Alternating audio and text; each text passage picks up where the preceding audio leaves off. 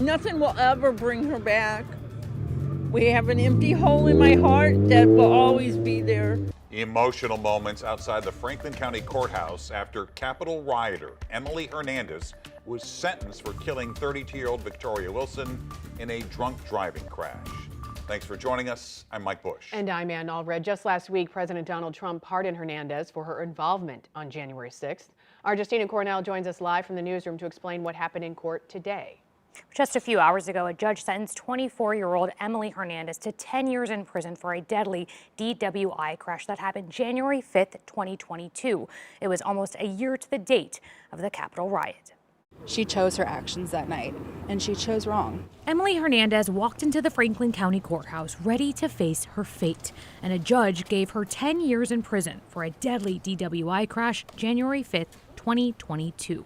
She pleaded guilty in November. I think ultimately it speaks volumes to her actions and her regard for the justice system.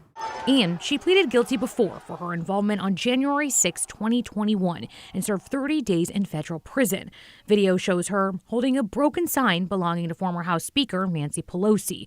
A year later, Hernandez drove with a blood and alcohol level of .125 on Interstate 44 for several miles before crashing into another car. To go as many miles as Emily did, how do you do that? That car had a Franklin County couple inside, Victoria and Ryan Wilson.